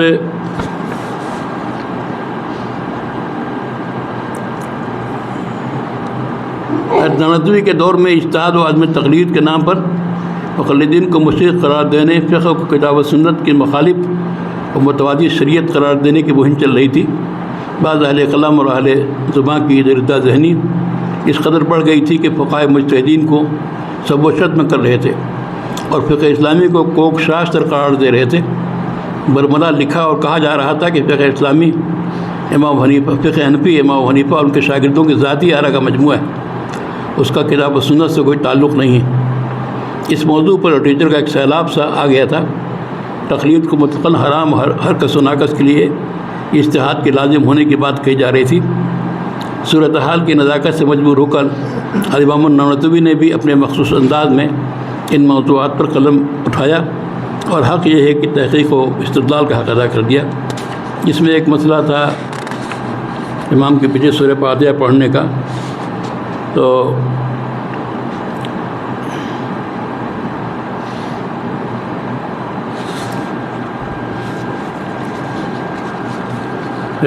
انہوں نے اپنی جو کتاب ہے اس موضوع پر توثیق الکلام میں لکھا ہے تمہید کے بعد، اس پر بھی امام ابو حنیفہ پر طعن کیے جائیں اور تارکین قرات پر عدم جواز صلاۃ کا الزام ہوا کرے تو کیا کیجیے؟ زبان قلم کے آگے کوئی آڑ نہیں، دیوار نہیں، پہاڑ نہیں۔ ہم کو دیکھیے، باوجود توجیہات مذکورہ اور استماع تشنیعات معلومہ، فاتحہ پڑھنے والوں سے دستگریبان نہیں ہوتے، بلکہ یوں سمجھ کر کہ ہم تو کس حساب میں ہیں۔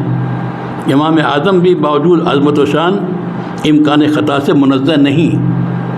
کیا عجب ہے کہ امام شافعی علیہ الرحمہ صحیح فرماتے ہوں اور ہم ہنوز ان کے قول کی وجہ نہ سمجھے ہوں۔ اس امر میں زیادہ تعصب کو پسند نہیں کرتے، پر جس وقت امام علیہ الرحمہ کی توہین سنی جاتی ہے دل جل کر خاک ہو جاتا ہے، اور یوں جی میں آتا ہے کہ زبان درازیوں کے مقابلے میں ہم بھی لنترانیوں پر آ جائیں اور دو چار ہم بھی سنائیں، پھر آیت وَإِذَا خَاطَبَهُمُ الْجَاهِلُونَ قَالُوا سَلَامًا وَإِذَا مَرُّوا بِاللَّغْوِ مَرُّوا كِرَامًا، اور حدیث من نزا مانیں۔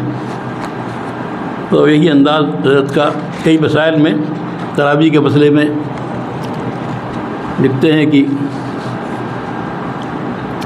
ایک عرض یہ ہے کہ بندہ کم ترین عاملین حدیث کو اگر ان میں فہم ہو، عاملین حدیث کو اگر ان میں فہم ہو برا نہیں سمجھتا، بلکہ عمل بالحدیث کو ایمان کا شعار جانتا ہے، عمل بالحدیث کو ایمان کا شعار جانتا ہے۔ لیکن آپ کے گرام نامے کے مضامین جن لوگوں کے تحریر کردہ ہیں، ایسے بدفہموں کے لیے ہرگز عمل بالحدیث کو جائز نہیں سمجھتا۔ ایسے لوگ تو یضل بھی کثیرن کے زمرہ میں آتے ہیں۔ عقل مند کے لیے اشارہ کافی ہے، غرض ہے کہ ایسی راہ اختیار کرنی چاہیے جس سے اکابر صحابہ پر طعن نہ ہو، دین برہم نہ ہو، مختلف احادیث آپس میں قرآن و شریف کے ساتھ منسجم ہو جائیں، جس طریقے کو اختیار کرنے سے صحابہ کرام متون ہو جائیں، احادیث میں تعارض واقع ہو جائے اور قرآنی روش اس کی تکذیب کرے، ایسا طریقہ ہرگز اللہ اور اس کے رسول کا پسندیدہ نہیں ہو سکتا۔ عبدالرحیم خان کے خط میں سوال اٹھایا گیا تھا کہ 20 رکعت تراویح والی موطا کی روایت مرسل ہے، حدیث مرسل محدثین کے مقبول نہیں ہے۔ اس نقطے کی وضاحت کرتے ہوئے مولانا ندوی لکھتے ہیں کہ موطا کی روایت پر طعن کی بنیاد یہ ہے، یزید بن رومان نے حضرت عمر رضی اللہ عنہ کا دعویٰ نہیں پایا۔ سبحان اللہ، کیا دلیل ہے اور کیا دعویٰ ہے؟ طعن کا خلاصہ یہ نکلا کہ تابعین کی مرسل روایت کا اعتبار نہیں ہونا چاہیے، پہلے اس کو ثابت کرنا چاہیے، پھر یزید بن رومان کی روایت کو مسترد کرنا چاہیے۔ تابعین کی مرسل روایات کے معتبر نہ ہونے کا اصول اگر خود تراشیدہ ہے تو اسے کون پوچھتا ہے؟ وہ اگر دوسروں کی تقریر ہے تو امام شافعی کے علاوہ کون اس طرف گیا ہے؟ امام ابو حنیفہ، امام مالک کے نزدیک مراسیل صحابہ کی طرح مراسیل تابعین بھی معتبر ہیں۔ اگر صبح سے لمبا غرض ہے کہ یہ جو طرز ہمارے اکابر کے مسائل میں رہا ہے وہ اسی حد تک رہا ہے کہ بھئی اپنے مسلک اور اپنے فقہ کو ہم پوری طرح سمجھے، اور جہاں اس طرح کے مسائل پیدا ہوتے ہیں تو ہم اپنے لوگوں کو سمجھا سکیں، لیکن اس کو ہم ایک دعوت کا موضوع بنائیں، ایک مہم چلائیں اور اس میں لعن طعن کی بات ہو، یہ بات اس کی گنجائش کبھی نہیں سمجھے گی اس کے لیے۔ اور میں سمجھتا ہوں کہ وقت کے ساتھ ہی اس کی ضرورت بڑھتی جا رہی ہے کہ ایک طرف تو ائمہ فقہ کی جو فقہ ہے اور ان میں جو کچھ سرمایہ ہے علم کا اور قانون کا، ان سے استفادہ کیا جائے۔ یہ بات طے شدہ ہے کہ اسلامی فقہ اسی معنی میں کہ اس میں سارے چاروں فقہ شامل ہیں، ان میں جو قانونی سرمایہ ہے، جو نظریات ہیں، جو افکار ہیں، اس کا سینکڑواں حصہ بھی ابھی نیا جو مجموعی قوانین ہیں مغرب کا، امریکہ کا، وہاں تک نہیں پہنچا ہے۔ جتنی باریکیوں میں ہمارے فقہ اترے ہیں اور جس طرح انہوں نے انصاف قائم کرنے کا اہتمام کیا ہے اور تمام پہلوؤں پہ غور کیا ہے، اتنی گہرائی آج بھی ان خاندانوں کے یہاں آپ کو نہیں ملے گی۔ ضرورت یہ ہے کہ ہم گویا اپنے فقہ کی کاوشوں سے واقف ہوں، ساتھ ساتھ اس دور میں جو مسائل زیر بحث آ رہے ہیں اسلامی شریعت کے حوالے سے ہندوستان کے گویا عدالتوں میں یا یہاں کی میڈیا میں، ان کو بھی ہم پرکھنے کی شرائط رکھیں۔ ان میں جو غلط فہمیاں پیدا کی جا رہی ہیں، خلاف بے دلیل چیزیں کہی جا رہی ہیں، ان پہ استدراک ہم سے کر سکیں، تبھی گویا یہ کام مکمل ہوگا۔ تو بہرحال یہ چند بکھری ہوئی باتیں باتیں تو بہت ساری ہیں، اور جو میں نے اس میں ہمارے بحثات لکھے تھے اس میں خاص طور سے مولانا عبدالمالی صاحب کی یہ کتاب، اس میں مفتی شفیع صاحب رحمۃ اللہ علیہ نے شیخ الہند وغیرہ کی جو باتیں ہیں اس میں ہی اس حوالے سے وہ بہت ہی اہم ہیں۔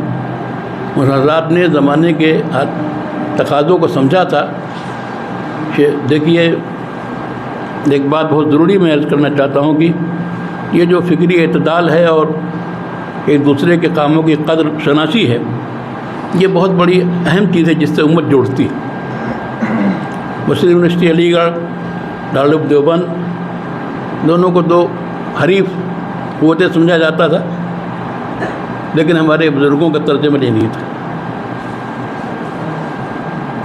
آج بھی آپ جا کے جب بیٹھیں گے کانفرنسوں میں جہاں وہ لوگ ہوتے ہیں اصلی تعلیم یافتہ ہو،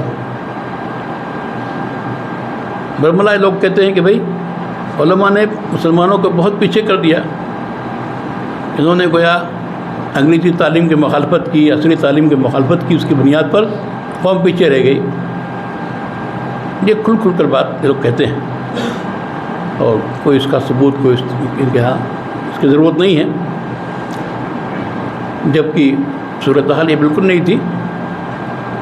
ہمارے علماء نے کبھی بھی یہ فتویٰ نہیں دیا کہ انگریزی زبان سیکھنا، نئے علوم کا سیکھنا یہ ناجائز و حرام ہے، اس کو نہ سیکھا جائے۔ شاہ عبدالعزیز رحمۃ اللہ علیہ سے لے کر کے اور اس وقت تک میں سمجھتا ہوں تو کوئی ایسا فتویٰ آپ کو نہیں ملے گا جو علوم عصریہ کی تحصیل کو منع کرتا ہو یا انگریزی زبان کو منع کرتا ہو۔ یہ غلط ایک پروپیگنڈا ہے جو کیا جا رہا ہے۔ اور اس سلسلے میں جناب قاضی عدیل عباسی صاحب کی کتاب ہے تحریک خلافت۔ قاضی عدیل عباسی کی پوری تعلیم مسلم یونیورسٹی علی گڑھ کی ہے، اور بہت بڑے ماہر قانون بھی تھے، اور بہت بڑے وہ صحافی بھی تھے۔ وہ جو اخبار ذمہ دار نکل رہا تھا اس میں بھی ایڈیٹر تھے ایک زمانے تک۔ انہوں نے اس کتاب میں لکھا ہے کہ یہ کہنا کہ دیوبند کے حضرات نے، وہاں کے بزرگوں نے گویا اصلی تعلیم کی مخالفت کی، انگریزی زبان کی مخالفت کی، یہ بالکل کھلا ہوا جھوٹ ہے، ایسی کوئی چیز نہیں۔ بلکہ شاید مولانا شیخ الہند رحمۃ اللہ نے جو خطبہ دیا ہے جامعہ ملیہ جب قائم ہوا ہے، جامعہ ملیہ کے قیام کے وقت جو خطبہ دیا ہے شیخ الہند نے اس کا آغاز کیا تھا، تو اس میں پورا پیراگراف حضرت نے لکھا ہے کہ آپ میں سے جو لوگ اصحاب تحقیق ہیں ان کو یہ بات معلوم ہے کہ ہمارے بزرگوں نے کبھی بھی انگریزی زبان یا اصلی علوم کی مخالفت نہیں کی۔ ہاں، اس تعلیم کے ساتھ جو خرامیاں آ رہی تھیں اس کا شدباب کرنے کی کوشش کی، اس پر نقد کیا ہے۔ تو نئی تعلیم کی مخالفت نہیں تھی، زبان کی مخالفت نہیں تھی، اور یہ سب اللہ کا فضل ہے کہ دیکھیے جن تحریکات میں جو چیزیں کرامت تھی وہ باقی رہیں، جو چیزیں کرامت نہیں تھی وہ خود بخود ختم ہو گئی۔ سر سید مرحوم نے جو تفسیر قرآن لکھی، رسائل لکھے ان موضوعات پر، جن کے خلاف علماء نے وسطی کتابیں لکھی، آج سر سید کی وہ چیزیں کوئی ان کو جانتا بھی نہیں، ان کی تعلیمی تحریک سے لے کے واقف ہیں، اور اس میں سب لوگ اس کی تائید کرتے ہیں، تعریف کرتے ہیں، لیکن ان کے جو مذہبی افکار تھے جن میں بہت سی غلط چیزیں تھیں وہ چیزیں چل نہیں سکی۔ اللہ تعالیٰ کا نظام ہے کہ جو خیر ہے وہ باقی رہتا۔ ابھی کچھ دنوں پہلے وہاں کچھ لوگوں میں شوق پیدا ہوا کہ حیثیت کی چیزوں کو زندہ کیا جائے، تو تہذیب الاخلاق پرچہ بھی جاری ہوا، جر چل رہا ہے۔ ہمارے ایک دوست ہیں بتانے لگے کہ اب تو سر سید کی تفسیر کو بھی شائع کرنے کا ارادہ ہو رہا ہے، اس کا پروجیکٹ بن رہا ہے۔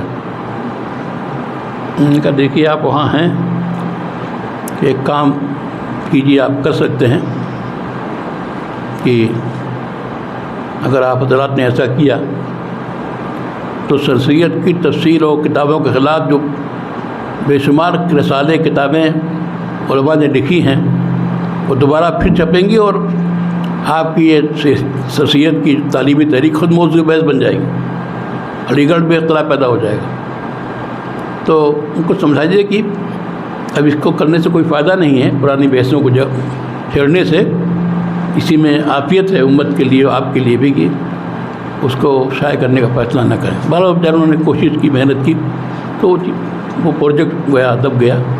تو شیخ الہند نے بہت کوشش کی علی گڑھ اور دیوبند کو جوڑنے کی، الحمدللہ اس کے اچھے نتائج سامنے آئے، اور یہ کوشش ہونی چاہیے۔ آپس میں امت کے مختلف طبقات میں مخاصمت ہونا اچھی بات نہیں ہے۔ جب وہ آپ سے قریب آئیں گے، آپ کی بات سنیں گے، آپ ان کی بات سنیں گے، تو اس سے اتحاد کی راہیں پیدا ہوں گی اور کام کے نئے نئے راستے کھلیں گے۔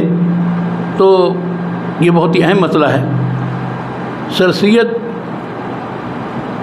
میں کس حد تک انسانیت تھی اور کیسے وہ کتنے اصول قلب تھے، یہ میں آپ کو بتانا چاہتا ہوں کہ حضرت مولانا قاسم نانوتوی رحمۃ اللہ علیہ، تو انہوں نے خطوط بھی لکھے ہیں اور بعض تحریریں ان کی ہیں جو سرسید کے مذہبی افکار کے خلاف ہیں، لیکن مولانا قاسم نانوتوی رحمۃ اللہ علیہ کی وفات پر سرسید کی جو تحریر تعزیتی مضمون جو شائع ہوا، جس کو بہت جگہ شائع کیا گیا، وہ ان کا علی گڑھ گزٹ یا نکلتا تھا، اس میں وہ چیز شائع ہوئی۔ میں سمجھتا ہوں کہ حضرت مولانا قاسم صاحب رحمۃ اللہ علیہ کی شخصیت کی قدر و قیمت اور ان کی عظمت کے حوالے سے اتنی اچھی تحریر میں نے اور نہیں دیکھی کسی بھی عالم کی، کسی اور کی۔ شخصیت نے جو گویا خراج عقیدت پیش کیا ہے اور جو اعتراف حقیقت کیا ہے، یہ ان کی اصول قلبی کی دلیل ہے کہ جس آدمی سے اختلاف رہا ہو نظریات کا، تردید ایک دوسرے کی ہو، سب کچھ ہو، لیکن جب اس کا انتقال ہوتا ہے تو کتنی فراغ دلی کے ساتھ وہ شخصیت کے کاموں کو، ان کی خدمات کا اعتراف کرتا ہے۔ تو وہ تحریر جو میں آپ کے سامنے پڑھ دینا چاہتا ہوں تاکہ آپ کو معلوم ہو کہ رواداری کیا ہوتی ہے، کہ اختلاف کے باوجود بھی، فکری اختلاف کے باوجود، مسائل میں اختلاف کے باوجود بھی وہ ایک دوسرے پر اعتماد اور ان کے بارے میں سچائی ہے اس کا اظہار، یہ بہت بڑی ہمت کا کام ہے۔ تو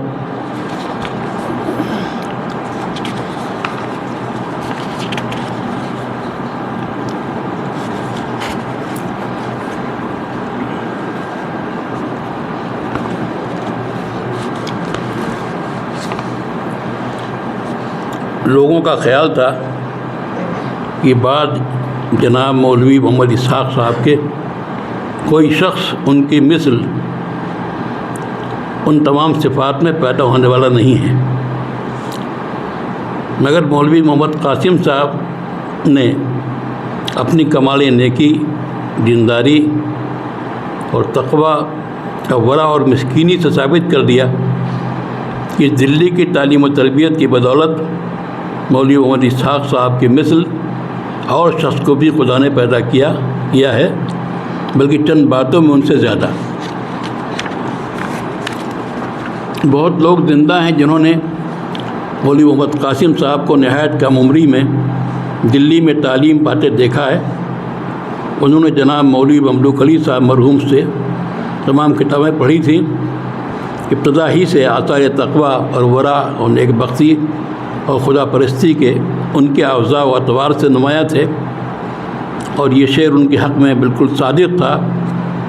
بالائے سرش ہوش بندی میتاب ستارے بلندی، زمانے تحصیل علم میں جیسے کہ وہ ذہانت و عالی دماغی اور فہم و فراست میں معروف و مشہور تھے، ویسے کہ نیکی و خدا پرستی میں بھی زباں زدے اہل فضل و کمال تھے۔ ان کو جناب مولوی مظفر حسین صاحب کی صحبت نے اتباع سنت پر بہت زیادہ راغب کر دیا تھا، اور حاجی امداد اللہ کے فیض صحبت نے ان کے دل کو ایک نہایت اعلیٰ رتبے کا دل بنا دیا تھا۔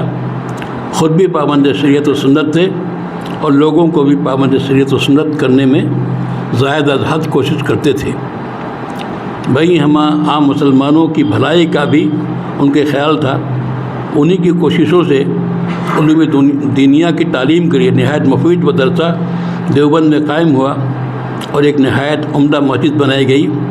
علاوہ اس کے اور چند مقامات میں بھی ان کی سعی اور کوشش سے مسلمانی مدرسے قائم ہوئے، وہ کچھ خواہش پیر و مرشد بننے کے نہیں کرتے تھے، لیکن ہندوستان میں اور خصوصاً اضلاع مشرق اور مغرب میں ہزارہ آدمی ان کے معتقد تھے اور ان کو اپنا پیشوا اور مقتدی جانتے تھے۔ مسائل خلافیہ میں بعض لوگ ان سے ناراض تھے اور بعضوں سے وہ ناراض تھے، مگر جہاں تک ہماری سمجھ ہے، ہم مولوی محمد قاسم صاحب کے کسی فعل کو خواہ کسی سے ناراضگی کا ہو خواہ کسی سے خوشی کا ہو کسی طرح ہوائے نفسانی یا ضد اور عداوت پر محمول نہیں کر سکتے۔ ان کے تمام کام، تمام افعال جس قدر کے تھے بلا شبہ للہیت اور ثواب آخرت کی نظر سے تھے، اور جس بات کو وہ حق اور سچ سمجھتے تھے اس کی پیروی کرتے تھے۔ ان کا کسی سے ناراض ہونا صرف خدا کے واسطے تھا اور کسی سے خوش ہونا بھی صرف خدا کے واسطے تھا۔ کسی شخص کو مولوی محمد قاسم اپنے ذاتی تعلقات کے سبب اچھا یا برا نہیں جانتے تھے، بلکہ صرف اس خیال سے کہ وہ برے کام کرتا ہے یا بری بات کہتا ہے، خدا کے واسطے جانتے تھے۔ مسئلہ حب فی اللہ اور بغض فی اللہ ان کا خاص ان کے برتاؤ میں تھا۔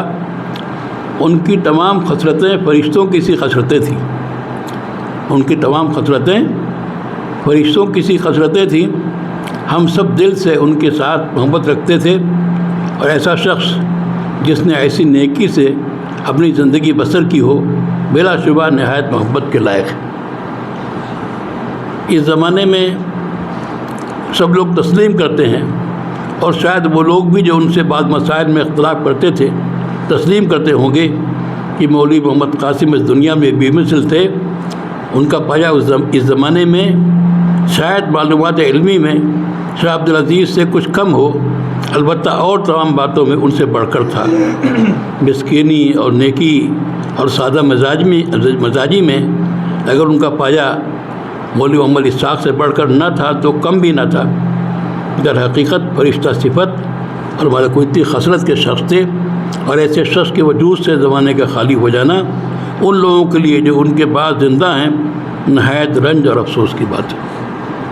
اب یہ غیر معمولی کشادہ قلبی کی بات ہے کہ اتنے کھلے دل کے ساتھ اور پوری تمام خوبیوں کا اعتراف کر رہے ہیں، اور 1.5 صفحے میں گویا حضرت نانوتوی کے حیات کا، ان کی صفات کا انہوں نے خاکہ کھینچ لیا ہے۔ تو یہ جو رواداری ہے، اس رواداری سے امت جڑتی ہے، اور اگر چھوٹی چھوٹی باتوں میں ہم ایک دوسرے سے ناراض ہو جائیں، ریا ہو جائیں، اس سلسلے میں امام شافعی رحمۃ اللہ علیہ کی کہ حالات میں ایک چیز گزری ہے، تو وہ عجیب و غریب بات ہے۔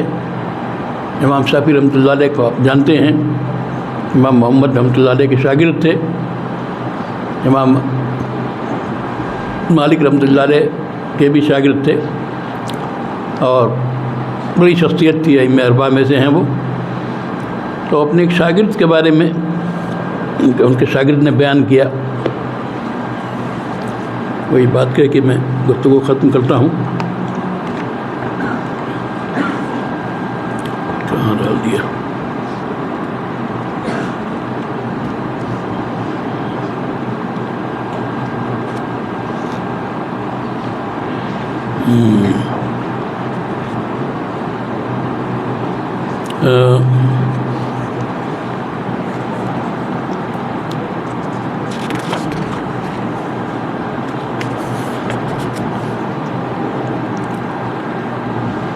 امام شافعی کے حوالے سے لکھتے ہیں، من روایا الامام الشافعی ما حکاہ الذہبی، علامہ ذہبی کے حوالے سے سیرۃ اعلام النبلاء میں، فی ترجمۃ تلمیذ ہی یونس بن عبد الاعلی الصدفی، ان کے شاگرد ہیں امام شافعی کے یونس بن اعلی الصدفی، بل ہوا من خاصۃ تلامذتی، ان کے خاص شاگردوں میں ہیں۔ قال، انہوں نے کہا کہ ما رأیت اعقل من الشافعی، ما رأیت اعقل من الشافعی، ناظرتہ یوما فی مسئلۃ ثم افترقنا ولقینی فأخذ بیدی ثم قال یا ابا موسیٰ الا یستقیم ان نکون اخوانا وَإِن لَّمْ نَتَّفِقْ فِي مَسْأَلَةٍ، کیونکہ ایک شاگرد ہیں، وہ انہوں نے اپنے استاد سے گویا کسی مسئلے میں بحث کی، گفتگو کی، ہوتا ہے مناقشہ مذاکرت ہو، یہ وہاں سے اٹھے ہیں، امام شافعی نے ان کا ہاتھ پکڑا اور ان سے کہا کہ اے ابو موسیٰ، کنیت تھی، کیا یہ بات ٹھیک نہیں ہے کہ ہم بھائی بھائی رہیں محبت کے ساتھ، اگرچہ ایک مسئلے میں ہمارا اتفاق نہ ہو، ایک مسئلے میں ہماری رائے ایک نہ ہو، لیکن ہم بھائی بھائی ہیں۔ اور امام ذہبی اس پہ لکھتے ہیں قلت هذا يدل على عقل هذا الامام وفقه نفسه فما زال النظراء يختلفون۔ ابھی ہمیشہ رہا ہے کہ جب دو اصحاب علم ہیں، اصحاب نظر ہیں، اختلاف تو ہوگا، اصحاب علم نہ ہو تو اختلاف نہیں ہوگا، اختلاف انہی میں ہوتا ہے جن میں سوچنے والی صلاحیت ہوا کرتی ہے، کچھ رائے ہوتی ہے، کچھ وہ ہوتا ہے۔ وَأَقُولُ أَيْضًا تَأَمَّلْ قَوْلَهُ وَإِن لَّمْ نَتَّفِقْ فِي مَسْأَلَةٍ أَيْ بَلْ اخْتَلَفْنَا فِي كُلِّ مَسْأَلَةٍ، جب اختلفنا فی کل مسئلة فلا ينبغي أن يعكر ذلك صف اخائنا، ہم چاہے ہر مسئلے میں آپ ایک دوسرے سے رائے سے مختلف ہوں، لیکن اس سے ہمارے بھائی چارگی میں، محبت میں کوئی فرق نہیں آنا چاہیے۔ طریقہ تھا، اسی طریقے کو اختیار کرنے کی ضرورت ہے، اور اسلاف کے حالات آپ پڑھیں گے، ان کا جو طرز عمل تھا، اور مسائل کی نوعیت سمجھیں گے کون مسئلہ کس درجے کا ہے، تو انشاءاللہ اس سے یہ جو بے احتیاطی ہوتی ہے اور بسا اوقات اس کی بنیاد پر فاصلے پیدا ہوتے ہیں، دوریاں پیدا ہوتی ہیں، یہ ختم ہوں گی اور آپس کا اعتماد بڑھے گا، آپس کی محبت بڑھے گی۔ اللہ تعالی ہم سب کو ایمان کی بنیاد پر، کلمے کی بنیاد پر ایک دوسرے سے محبت کرنے کی توفیق عطا فرمائے، اور ہماری امت میں اتحاد پیدا فرمائے، علماء میں خاص طور سے اتحاد پیدا فرمائے کہ وہ آپس کی محبت کے ساتھ دینی کاموں کو انجام دیں۔ تبارك الذي بيده الملك وهو على كل شيء قدير، الذي خلق الموت والحياة ليبلوكم أيكم أحسن عملا وهو العزيز الغفور۔